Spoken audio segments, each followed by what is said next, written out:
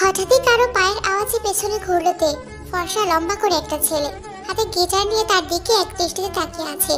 ছেলেটাকে এভাবে হা করে তাকিয়ে থাকতে দেখে বেশ অস্বস্তি হলো তের। সে দ্রুত সামনের দিকে হাঁটা ধরতেই ছেলেটা নড়ে চড়ে উঠে প্রশ্ন ছুড়ল তের দিকে, আপনি কি এই বিল্ডিংয়ে নতুন এসেছেন? কয় তলায়? ভদ্রতার খাতিরে তেও দাঁড়িয়ে জবাব দিল, জি আমি 4 তলায় এসেছি, আমার মামুর বাসায়। 4 তলা তো বাড়িওয়ালাদের। আবার জিজ্ঞেস করে ছেলেটি, জি আপনাদের বাড়িওয়ালাই আমার মামু। আপনি কি এখন থেকে এখানেই থাকবেন? এখানকার কলেজে ভর্তি হয়েছি। তাই নাকি? তাহলে তো নিশ্চয়ই আমাদের আবার দেখা হবে, তাই তো? ছেলেটার কথাতে একটু লজ্জা পেয়ে যায়। তারপর সিঁড়ি দিয়ে নামতে নামতে বলল, হয়তোবা। আরে আরে, তোমার নামটা তো বলে যাও। আমি ইয়ঞ্জন, 6 তলায় থাকি। সিঁড়ি দিয়ে নিচে যেতে যেতে কথাগুলো কানে আসলো তের। তখন রাত 11টা, মাত্রই বাসায় ঢুকেছে জাঙ্কুক। ইদানিং অফিসে এতই কাজের প্রেসার, বাসায় আসতে প্রতিদিনই লেট হয় তার। এতক্ষণে বাসায় সবাই নিশ্চয়ই ঘুমিয়ে পড়েছে, তাই সে ধীরে পায়ে নিজের রুমের দিকে এগোতে লাগলো। কিন্তু তের রুমের সামনে গিয়েই পা আটকে গেল। তের রুমের দরজাটা খোলা। সে ধীরে পায়ে রুমে প্রবেশ করলো। তারপর তের অনেকটা কাছে গিয়ে বসলো। টিম লাইটের আলোতে তেকে অপূর্ব লাগছে। ফ্যানের বাতাসে তার খোলা চুলগুলো এলোমেলো হয়ে উঠছে। দু একটা চুল জাঙ্কুকের নাকে মুখে এসে ছুঁয়ে দিচ্ছে। জাঙ্কুক মন ভরে দেখছে, হয়তো সারাত এভাবে দেখলেও মন ভরবে না। তার যে তেকে কাছে চাই, আরো কাছে চাই, নিজের খুব কাছে। যতটা কাছে থাকলে সে তের হার্টবিট ফিল করতে পারবে, যতটা কাছে থাকলে সে তের নিঃশ্বাসের শব্দ শুনতে পারবে, ঠিক ততটাই কাছে চাই। কারণ তে যে পুরোটাই তার। আর মাত্র 2টা বছর, তারপর তোকে আমার করে নিব, শুধুই আমার। তারপর তুই আমার জন্যই বাঁচবি। তোর পুরোটা শরীর জুড়ে আমার ছোঁয়া লেগে থাকবে। আমার ভালোবাসায় তোকেও পোড়াবো, আর তুই নিজ ইচ্ছাতেই আমার ভালোবাসাগুলো গ্রহণ করবি। নিঃশব্দে কথাগুলো বলেই মৃদু হাসলো জাঙ্কুক। ঘুমের মধ্যেই তেকে নাড়াচাড়া করতে দেখে একটু সরে আসলো জাঙ্কুক। তারপর তের কপালে একটা ভালোবাসার পরশ দিয়ে রুম থেকে বেরিয়ে যায়। জাঙ্কুক রুমে এসে তের ওনারটা হাতে পেঁচিয়ে জাঙ্কুকও ডুব দিল ঘুমের রাজে। পরের দিন সকালে ঘুম থেকে উঠেই আবারও ছাদে গেল তে। আজকে ছাদে গিয়ে একটু অবাক হলো, কারণ ছাদের এক কোণে রেলিংয়ে হেলান দিয়ে হাতে গিটার নিয়ে টুংটাক শব্দ করছে কালকের ছেলেটা। তেকে দেখে ছেলেটা হাত থেকে গিটার নামিয়ে তেকে ডাক দিল, হেই বিউটিফুল। এবার ভ্রু কুচকালো। তারপর সামনের দিকে এগোতে এগোতে বলল, আমার নাম বিউটিফুল না। এর কথা শুনে ছেলেটা হাসলো। তারপর বলল, তবে তোমার সাথে এই নামটা খুব ভালো যায়। ফ্লার্ট করছেন? একদমই না, যেটা সত্যি সেটাই বললাম। আচ্ছা বুঝলাম, আপনি গান করেন? হই একটু। আপনি চাইলেই শোনাতে পারি। আজকে না, আজকে তো তাড়া আছে আমার। আজ প্রথম কলেজে যাবো তো, তাই তাড়াতাড়ি রেডি হতে হবে। তবে অন্য একদিন ঠিক শুনবো। এটুকু বলে নিচের দিকে পা বাড়াইতে। অদ্ভুত মেয়ে তো, এই আসেই চলে যায়। এটা কি আসলে মেয়ে নাকি পরি? অনেকটা কনফিউশন নিয়ে নিজে নিজে কথাগুলো বললে ইয়ঞ্জন। জিনের কথা অনুযায়ী জাঙ্কুকের গাড়িতে করে কলেজে যাচ্ছে তেকে নামিয়ে দিয়ে অফিসে যাবে জাঙ্কুক। জাঙ্কুক এক মনে ড্রাইভ করছে। তাকে বেশ রাগে রাগে দেখাচ্ছে।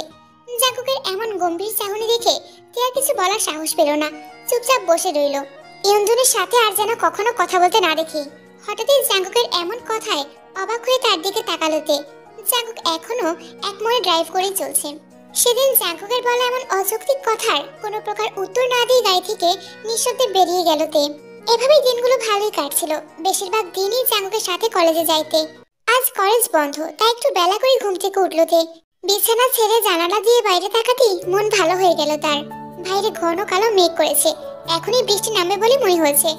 তের মাথায় বৃষ্টিতে ভেজার বুট চেপে বসলো। সে আর কিছু না ভেবেই সবার চোখ ফাঁকি দিয়ে ছাদে চলে যায়। তে ছাদে আসতে আসতেই ঝুম বৃষ্টি নেমে এলো ধরনের বুকে। সে গুটি গুটি পায়ে এগিয়ে যায়। বৃষ্টি বিলাসে গা মেলে দিল তে। জাঙ্কুক জানালা দিয়ে বাইরের ঝুম বৃষ্টি উপভোগ করছে। জাঙ্কুক হঠাৎ করে কি মনে করে যেন ছাদে চলে যায়। ছাদের কাছাকাছি আসতেই কাউকে দেখে চোখ আটকে যায়। তার সিঁড়িঘরের নিচে চুপচাপ দাঁড়িয়ে আছে ইয়ঞ্জন। আনমনি কিছু একটা অপলক ভাবে দেখে চলছে সে। ইয়ঞ্জনের দৃষ্টি অনুসরণ করে সামনের দিকে তাকায় জাঙ্কুক, এবং যা দেখলো তাতে রাগে তার মাথাটা দপদপ করে উঠল। তে দুহাত ছড়িয়ে পরম আবেশে বৃষ্টি বিলাস করছে। বৃষ্টিতে ভিজে তার সাদা রঙের টপসটা শরীরের সাথে লেপ্টে আছে। সাদা রঙের টপস ভেদ করে তার শরীরের ভাঁজগুলো খুব ভালোভাবে বোঝা যাচ্ছে। আর সেদিকেই হা করে তাকিয়ে আছে ইয়ঞ্জন। এসব দেখে জাঙ্কুক আরো 2 কদম এগিয়ে এসে ইয়ঞ্জনের সামনে দাঁড়ালো। জাঙ্কুকে দেখতে পেয়ে মাথা নিচু করে সালাম দিয়ে দ্রুত পা ফেলে সেখান থেকে চলে যায় ইয়ঞ্জন। ইয়ঞ্জন চলে যাওয়ার সাথে সাথে জাঙ্কুক গিয়ে সজোরে এক চড় বসিয়ে দিল তের গালে। হঠাৎ এমন ঘটনায় চমকে উঠল তে। তাকে কিছু বলার সুযোগ না দিয়ে হাত ধরে টানতে টানতে রুমে এসে ফ্লোরে ধাক্কা মেরে ফেলে দিল জাঙ্কুক। তেকে ফেলে দিয়ে জাঙ্কুক চেঁচিয়ে বলে উঠল, তে যাতে আর কখনো ছাদে না যায়।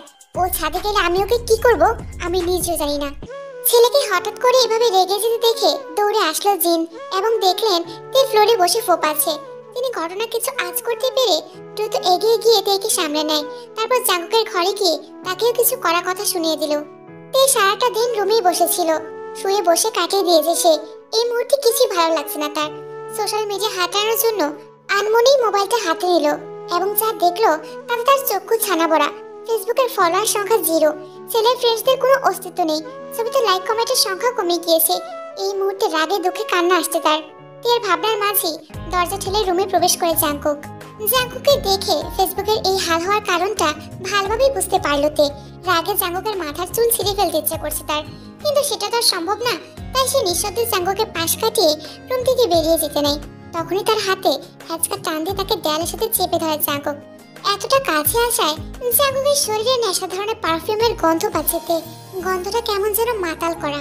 তে একটু ভালোভাবে খেয়াল করতে দেখলো জাঙ্কুকের ডান হাতে ব্যান্ডেজ পেঁচানো, মাথাটাও হালকা দুলছে। দেখে মনে হচ্ছে ড্রিঙ্ক করে এসেছে। তের ভাবনা ছেদ করে জাঙ্কুক বলে উঠলো, তুই আমার বুঝতে পারিস না নাকি বুঝতে চাস না, কোনটা বলতো? তুই জাঙ্কুকের কথার আগা মাথা কিছুই বুঝতে পারছে না। তাই সে একটু ঝাঁজ দিয়ে বলে উঠলো, আমার ফেসবুক হ্যাক করেছেন কেন? আপনি আমার পাসওয়ার্ড নাম্বার কিভাবে জানলেন? এবার জাঙ্কুক একটু নেশা জড়ানো হাসি দিয়ে বলল, তোর বডির নাম্বারটা আমার জানা, আর তুই বলছিস পাসওয়ার্ড নাম্বার? জাঙ্কুকের এমন তারসেরা কথায় তে সরে যেতে নেই। তখনই জাঙ্কুক তেকে এক টান দিয়ে নিজের অনেকটা কাছে এনে ঠোঁটে ঠোঁট বসিয়ে দেয় এবং অনেকটা সময় ধরে তে ঠোঁটে স্বাদ নিতে থাকে। তে বারবার নিজেকে ছাড়ানোর ব্যর্থ চেষ্টা করে যাচ্ছিল। এক পর্যায়ে জাঙ্কুক নিজে দিকে তাকে ছেড়ে দেয় এবং কপালে কপাল ঠেকিয়ে বলে, সকালের জন্য আমি খুব সরি। জাঙ্কুক ভাইয়া খুব সরি, বেশি ব্যথা পেয়েছিলি? এই বলে জাঙ্কুক তের গালে আলতো করে একটা চুমু দেয়। আমি ব্যথা দিয়েছি, আবার আমি আদর করে দিলাম। তারপর তের কপালে আর একটা ভালোবাসার পরশ দিয়ে রুম থেকে বেরিয়ে যায় জাঙ্কুক।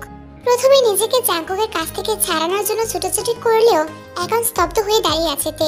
এই লোকটা এমন কেন? ওনাকে কেন আমি বুঝতে পারি না? এই ভালো তো এই খারাপ, উনি কেনই বা আমার এতটা কাছে আসেন? কি জান উনি? আনমনে কথাগুলো বেরিয়ে আসলো তের মুখ থেকে। তের অগোছালো জীবনের কেটে গেল আরো 1 সপ্তাহ। সেদিন নিজের রুমে বসে এক মনে অ্যাসাইনমেন্ট করছিল তে। জিন তের রুমে আসে, তারপর তেকে জানায় আগামীকাল জিমিন আসবে আর তার হাজবেন্ড সুগা, ছোট একটা বাবু ঝিমি। জিনের চোখে মুখে উৎফুল্লতা। কত বছর পর মেয়েকে দেখবেন। তের নিজের অনেক খুশি খুশি লাগছে। আজ কত বছর পর সেও তো জিমিনকে দেখবে। জিমিন আপুকে তে সত্যি অনেক পছন্দ করে। আর পছন্দ করবে না আবার কেন? জিমিন যে এমন একটা মানুষ যে খুব দ্রুত মানুষের সাথে মিশতে পারে, মানুষকে আপন করে নিতে পারে। তেকে অনেক পছন্দ করে জিমিন। ছোটবেলায় তের বলা সকল আবদারই পূরণ করেছে।